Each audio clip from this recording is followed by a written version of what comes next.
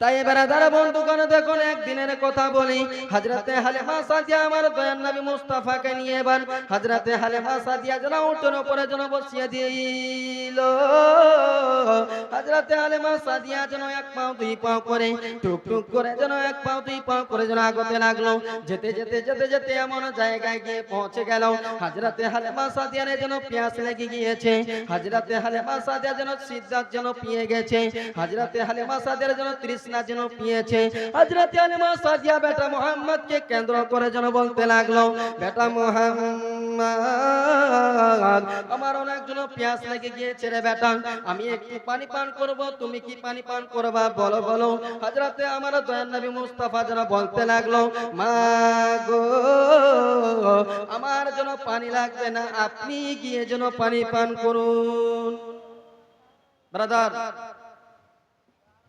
সাউন্ডটা একটু একটু হালকা হালকা। হযরত হালিমা সাদিয়া বলতে লাগলেন, যখন আমার বেটা মুহাম্মদকে আমি নিয়ে গেলাম, নিয়ে যাবার পরে রাস্তার মধ্যে গিয়ে যখন পৌঁছে গেলাম, আমাকে যেন অনেক পিয়াস লেগে গিয়েছে। আমার বেটা মুহাম্মদকে আমি বললাম, বেটা তুমি কি পানি পান করবা? আমার বেটা মুহাম্মদ বলল, মা গো আমার জন্য পানি লাগবে না, আপনি গিয়ে যেন পানি পান করে নেন। আল্লাহর হুকুম হয়ে গেল। আল্লাহ বলে, জিবরিল রে যাও রে, আমার বন্ধু যেন মক্কার মধ্যে রওনা হয়ে গেছে। আমার বন্ধুর জন্য 4 বছর যেন হয়ে গেল, আমার বন্ধু যেন মক্কার মধ্যে রওনা হয়ে গেছে। যাও যাও জিবরিল তুমি আমার মেহবুবকে গিয়ে কিছু শিক্ষা দিয়ে দাও, আমার মেহবুবকে গিয়ে তুমি যেন শিক্ষা দিয়ে দাও, শিক্ষা দিয়ে দাও।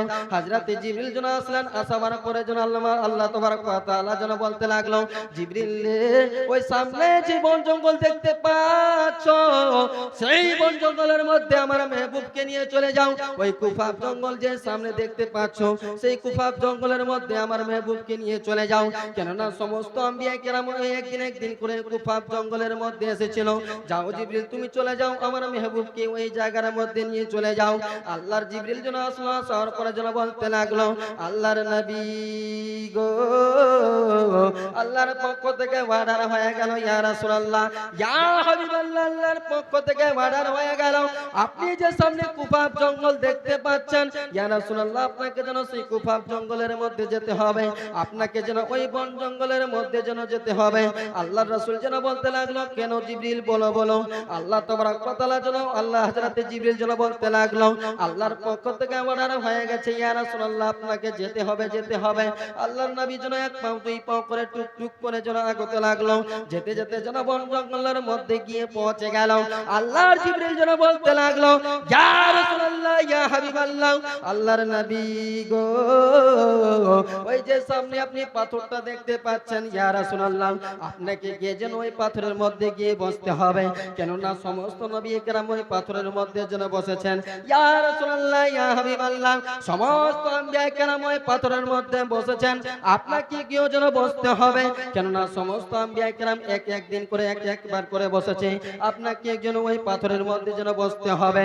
আল্লাহ রাসূল যেন মনে মনে ভাবতে লাগলো, মাবুদ সমস্ত নবী কেরাম ওই পাথরের মধ্যে বসেছিল, আল্লাহ আমি যেন ওই পাথরের মধ্যে গিয়ে বসবো না গো আল্লাহ, ওই পাথরের মধ্যে গিয়ে আমি যেন সিজদায় পড়ে পড়ে ইয়া রাব্বি হাবলি উম্মতি ইয়া রাব্বি হাবলি উম্মতি বলবো। আল্লাহর রাসূল যেন সিজদায় পড়ে গেল। পড়ে যাবার পরে আল্লাহর নবী যখন সিজদার মধ্যে পড়ে গেলেন, এদিকে হযরতে হালিমা সাদিয়া পানি পান করে ওই জায়গার মধ্যে আসলেন, যে জায়গার মধ্যে আল্লাহর নবীকে যেন রেখে গিয়েছিলেন। আল্লাহর নবী যে জায়গার মধ্যে ছিলেন, হালিমা সাদিয়া যখন এসে দেখে গো আর যেন মুহাম্মাদের যেন দেখা যায় না, হালিমা সাদিয়া যেন মনে মনে ভাবতে লাগলো, আমার বেটা মুহাম্মদ গেল তো গেল কোথায়, আমার বেটা মুহাম্মদকে এই জায়গার মধ্যে রেখে গিয়েছিলাম, আমার বেটা মুহাম্মাদের যেন আর খবর যেন পাই না পাই না। হযরতে হালিমা সাদিয়া যেন চোখের পানিতে বুক বাসায়, হযরতে হালিমা সাদিয়ার যেন দুই চোখ দিয়ে যেন পানি চলে যায়। হযরতে হালিমা সাদিয়া যেন মনে মনে ভাবতে লাগলো, আল্লাহ গো আমার বেটা মুহাম্মদকে এই জায়গার মধ্যে রেখে গিয়েছিলাম, আসাবার পরে দেখি আর আমার বেটা মুহাম্মদের জন্য দেখা পাই না। হযরতে হালিমা সাদিয়া যেন মনে মনে ভাবতে লাগলো, হযরতে হালিমা সাদিয়ার দুই চোখ দিয়ে পানি চলে যায়, হযরতে হালিমা সাদিয়া যেন কিছুই ভাবে উঠতে পারে না, আমি এখন করব তো করব কি, আমার বেটা মুহাম্মদের দেখা পাই না। হযরতে হালিমা সাদিয়া যেন মনে মনে ভাবতে লাগলো, মাবুদ আজকে যদি আমার বেটা মুহাম্মদের আজকে আমি যদি দেখা নাই পাই গো আল্লাহ, আমি তার মা বাবাকে কি জবাব দিব, তার দাদা আব্দুল মুত্তালিবকে আমি কি জবাব দিব, মক্কার মানুষদের কাছে আমি কি জবাব দিব গো আল্লাহ। মক্কার মানুষরা আমাকে যেন কলঙ্কিনী করে বলবে, মক্কার মানুষরা আমাকে যেন অধঙ্কিনী করে বলবে, মক্কার মানুষের কাছে আমি দাঁড় হতে পারবো না। ও আল্লাহ, আমার বেটা মুহাম্মদকে আমি এই জায়গায় রেখে গিয়েছিলাম, যখন আমি পানি পান করে আসলাম, আসাবার পরে আর আমার বেটা মুহাম্মদের জন্য দেখা পাই না। হযরতে হালিমা সাদিয়া যেন চোখের পানিতে বুক বাসায়, হযরতে হালিমা সাদিয়া যেন কিছুই যেন ভাবে উঠতে পারে না, এদিকে ওদিকে যেন ছুটাছুটি করে বেটা মুহাম্মদের যেন সন্ধ্যা পায় না, বেটা মুহাম্মদের কিছুই যেন সন্ধ্যা পাওয়া যায় না। হযরতে হালিমা সাদিয়া যেন কিছুই ভাবে উঠতে পারে না। ওই রাস্তা দিয়ে ফকির যাচ্ছিল, ওই ফকির বাবা যেন বলতে লাগলো, কে গো তুমি কেন এত কান্না করো, তুমি চোখের পানিতে কেন বুক বাসাও, তোমার দুই চোখ দিয়ে যেন কেন পানি চলে যায়, কেন পানি চলে যায়, ও বেটি মা তুমি কেন কান্না করো, তোমার কান্নার কারণ কি? তখন হযরতে হালিমা সাদিয়া যেন বলতে লাগলো, আব্বা হুজুর গো আমি এই জায়গার মধ্যে আমার বেটা মুহাম্মদকে রেখে গিয়েছিলাম, আমার বেটা মুহাম্মদের যেন আর কিছু যেন সন্ধ্যা পায় না, আমার বেটা মুহাম্মদের যেন কিছুই যেন সন্ধ্যা পায় না। আমার বেটা মুহাম্মদের নাম হলো মুহাম্মদ, তার বাবার নাম হলো আব্দুল্লাহ, তার দাদার নাম হলো আব্দুল মুত্তালিব, তার মার নাম হলো হযরতে আমিনা। আমার বেটা মুহাম্মদকে আমি যেন মক্কা থেকে নিয়ে তাইফের মধ্যে যেন লালন পালন করতাম গো, আমার বেটা মুহাম্মদের জন্য এত চেহারা, এত চেহারা, চাঁদের গায়ে কিন্তু দাগ দেখা যায়, কিন্তু আমার বেটা মুহাম্মদের শরীরের মধ্যে দাগ পাওয়া যায় না, পূর্ণিমার মতো যেন চেহারা তার খানা, এত সুন্দর, এত সুন্দর তার যে একবার চেহারা খানা দেখে নিবে সমস্ত দুনিয়ার মোহমায়া যেন ভুলে যাবে, সমস্ত দুনিয়ার যেন কর্ম যেন ভুলে যাবে। আব্বা হুজুর গো আমার বেটা মুহাম্মদকে আমি এই জায়গার মধ্যে রেখে গিয়েছিলাম, আমার বেটাকে আমি এই জায়গার মধ্যে রেখে গিয়ে যখন আমি পানি পান করার জন্য গেলাম, যাবার পরে আর আমার বেটার মুহাম্মদের জন্য সন্ধ্যা পাই না, আমার বেটা গেল তো গেল কোথায়? আজকে যদি আমার বেটা মুহাম্মদকে যদি না পাই, আমি তার মা বাবাকে কি জবাব দিব গো বাবা, আমি তার আমিনাকে, আমি তার মা আমিনাকে কি জবাব দিব, তার দাদা আব্দুল মুত্তালিবকে আমি কি জবাব দিব, মক্কার মানুষেরা আমাকে যেন কলঙ্কিনী করে বলবে। তখন যেন ওই ফকির বাবা যেন বলতে লাগলো, ও মা হালিমা শুনে নাও, এই রাস্তা দিয়ে তুমি চলে যাবা, এই রাস্তা দিয়ে গিয়ে তুমি একটা সামনে যেন গির্জা দেখতে পাইবা, সেই গির্জার মধ্যে যেন এক পাদ্রী সাহেব থাকে, ওই পণ্ডিত সাহেব যেন ওই গির্জার মধ্যে থাকে, তুমি সেই পণ্ডিত সাহেবকে যেন বলবা তোমার মনের কথা যেন সমস্ত এটিজুর যেন খুলে বলে দিবে, তোমার বেটা মুহাম্মদের জন্য সন্ধ্যা দিয়ে দেবে, তোমার বেটা মুহাম্মদের জন্য খবর যেন দিয়ে দেবে। হযরতে হালিমা সাদিয়া চোখের পানিতে বুক বাসাইয়া এক পা দুই পা করে যেন আগত লাগলো, ওই গির্জার মধ্যে যখন গিয়ে হাজির হয়ে গেল, গির্জার জন্য কামান, গির্জার জন্য দরবান যেন বলতে লাগলো, কে গো মা তুমি কেন কান্না করো, তোমার দুই চোখ দিয়ে যেন কেন পানি চলে যায়, কেন পানি চলে যায়, তুমি দুই চোখ দিয়ে কেন কান্না করো? তখন যেন হযরতে হালিমা বলতে লাগলো, আব্বা হুজুর গো আমার বেটা মুহাম্মদকে ওই জায়গার মধ্যে রেখে গিয়েছিলাম, যখন আমি পানি পান করে এসে দেখি আর আমার বেটার মুহাম্মদের যেন খবর পাই নাই, আমি তার যেন কোনো সন্ধ্যা যেন পাই নাই, আজকে যদি বেটা মুহাম্মদের আমি যদি খবর না পাই গো দারওয়ান, আজকে আমি তার মা বাবাকে জবাব দিতে পারবো না, তার দাদা আব্দুল্লাহকে জবাব দিতে পারবো না, মক্কার মানুষরা আমাকে কলঙ্কিনী করে বলবে, মক্কার মানুষরা আমাকে যেন অর্ধঙ্গিনী করে বলবে, মক্কার মানুষের কাছে তার হতে পারবো না, আমার বেটা মুহাম্মদকে যদি আজকে না পাই, আমি মক্কার মধ্যে যেতে যেতে পারবো না, আমি যেন তাইফবাসীর মধ্যে 4 বছর দিয়ে যেন আমার বেটা মুহাম্মাদের জন্য লালন পালন করতাম গো। আমার বেটার খবর পাই নাই। তখন যেন দারোয়ান বলতে লাগলো, মা গো তুমি চুপ হয়ে যাও, কান্না করো না, কান্না করো না, তুমি এই আমার গুরুর পাশে চলে যাও, আমার গুরুর জনের কাছে তুমি চলে যাও, তোমার বেটা মুহাম্মাদের জন্য খবর যেন দিয়ে দেবে। ওই হালিমা সাদিয়া যখন বেটা মুহাম্মাদের কাছে ওই গুরুর কাছে গিয়ে পৌঁছালো, পৌঁছাবার পরে হালিমা সাদিয়া যেন বলতে লাগলো, বাবা গো আমার বেটা মুহাম্মাদের খবর দিয়ে দাও গো, দিয়ে দাও, আমার বেটা মুহাম্মাদের জন্য সন্ধ্যা পাই না, তাদের মতো দাগ দেখা যায়, আমার বেটার শরীরের মধ্যে কিন্তু দাগ দেখা যাবে না, আমার বেটার চেহারা যে একবার দেখে নিবে, যে একবার মুহাম্মাদের চেহারা দেখে নিবে, সমস্ত দুনিয়ার যেন কর্ম কাজকে যেন ভুলে যেন রয়ে যাবে। সুবহানাল্লাহ। ব্রাদার, যখন হযরত হালিমা সাদিয়া বলতে লাগলেন, পণ্ডিত সাহেব আমার বেটার জন্য কিছু সন্ধান পাই না, আমার বেটার জন্য যখন আমি জল পান করার জন্য আমাকে অনেক তৃষ্ণা পেয়েছিল, যখন আমি পানি পান করার জন্য গেলাম আর আমার বেটা মুহাম্মাদের জন্য খবর পাই না, আজকে যদি আমার বেটা মুহাম্মাদের যদি খবর না পাই, আমি মক্কার মানুষদের কাছে দাঁড় হতে পারবো না, মক্কার মানুষরা আমাকে কলঙ্কিনী করবে এবং কি তার মা আমিনার কাছে আমি যেন জবাব দিতে পারবো না, আপনি যেন আমার বেটা মুহাম্মাদের জন্য খবর যেন দিয়ে দেন। তাই ব্রাদার বন্ধুগণ দেখুন, একদিনের কথা বলে আল্লাহ বলে, বান্দা বান্দিরা রে, আমি ইজ্জত জিল্লতের মালিক, আমি হায়াত মতের মালিক, যারা আমি হায়াত বাড়িয়ে দেব কেউ ঘটাতে পারবে না, যারা আমি হায়াত ঘটিয়ে দেব কেউ বাড়াতে পারবে না।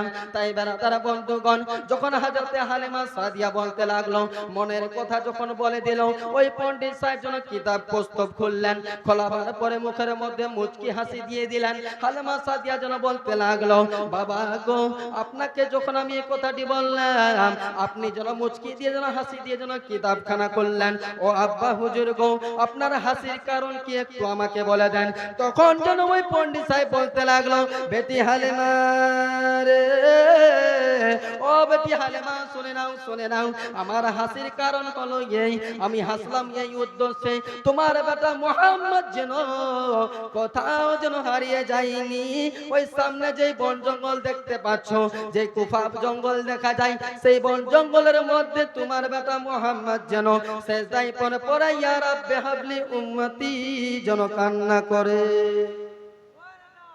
যখন হযরত হালিমা সাদিয়াকে বলে দিলেন তোমার বেটা মুহাম্মদ ওই বন জঙ্গলের ভিতরে গিয়ে ইয়া রাব্বি হাবলি উম্মতি, ইয়া রাব্বি হাবলি উম্মতি সেজদায় পড়ে পড়ে কান্না করে, বেটি হালিমা তুমি ঘাবড়াইও না, তোমার বেটা হালিমা, তোমার বেটা মুহাম্মদ যেন কোথাও হারিয়ে যায়নি, তোমার বেটা মুহাম্মদ যেন ওই বন জঙ্গলের মধ্যে রয়েছে, তুমি চলে যাও, তোমার বেটার যেন সন্ধান যেন পেয়ে যাবা। ব্রাদার, হালিমা সাদিয়া এক পাও দুই পাও করে টুকটুক করে আগাতে লাগলো। হালিমা সাদিয়া যেন বন জঙ্গলের মধ্যে গিয়ে হাজির হয়ে গেল। হালিমা সাদিয়া যখন নজর করে দেখতে লাগলো গো, হালিমা সাদিয়া দেখতে লাগলো সমস্ত বাঘ ভাল্লুক যেন চারদিক দিয়ে যেন ঘেরিয়ে ধরেছে, আমার বেটা মুহাম্মদ যেন ওই পাথরের মধ্যে সেজদায় পড়ে পড়ে যেন কান্না করে। হযরতে হালিমা সাদিয়া যেন বলতে লাগলো, বেটা মুহাম্মদ, ও বেটা তুমি কেন কান্না করো, তোমার কান্নার কারণ কি?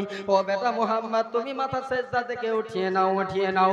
আল্লাহর নবী যখন শুনতে পেলেন আমার আম্মা জান হালিমা যেন চলে এসেছে, আমার দয়ার নবী মুস্তাফা মাথাটাকে সেজদা থেকে যেন তুললেন, তোলাবার পরে যেন বলতে লাগলেন, মা গো তুমি চোখের পানিতে কেন বুক বাসাও, কেন কান্না করো, তোমার দুই চোখ দিয়ে কেন পানি চলে যায়, ও আম্মা তুমি কেন কান্না করো, কান্না করিও না, কান্না করিও না। হযরতে হালিমা সাদিয়া বলতে লাগলো, বেটা মুহাম্মদ, ও বেটা মুহাম্মদ তুমি এই বন জঙ্গলের মধ্যে কেমন করে আসলা রে বেটা, তোমাকে নিয়ে এই বন জঙ্গলের মধ্যে কে নিয়ে আসলো? আজকে যদি তোর কিছু হয়ে যেত রে বেটা, তোর মা বাবাকে আমি কি জবাব দিতাম, তোর দাদা আব্দুল মুত্তালিবকে আমি কি জবাব দিতাম, তোর মা আমিনাকে আমি কি জবাব দিতাম, তোর মক্কার মানুষদের কাছে আমি কি জবাব দিতাম? ও বেটা মুহাম্মদ তোকে এই জন্য বন জঙ্গলের মধ্যে কে নিয়ে আসলো? আল্লাহর নবী যেন বলতে লাগলো, মা গো আপনি কান্না করিয়েন না, কান্না করিয়েন না, চোখের পানিতে বুক বাসাইয়েন না, আপনি টেনশন নিয়েন না, আমাকে যেন সিহান আল্লাহ পাক আমার যেন হিফাজত যেন করে। সুবহানাল্লাহ। যখন আমার দয়ার নবী মুস্তাফা বলতে লাগলেন, স্বয়ং আমার আল্লাহ পাক যেন আমার হেফাজত করে হযরতে হালিমার জন্য টেনশন একটু হালকা হয়ে গেল। একবার সবাই মিলে দুরূদ পাঠ করুন, আল্লাহুম্মা सल्ले अला सय्यदना मौलाना मुहम्मद वाला आले सय्यदना मौलाना मुहम्मद। কে এলো ওই মক্কার বুকে নবী কামলিওয়ালা আব্দুল্লাহর ওই ছোট ঘরে আমার নবী কামলিওয়ালা, বলুন সুবহানাল্লাহ। सुभान अल्लाह।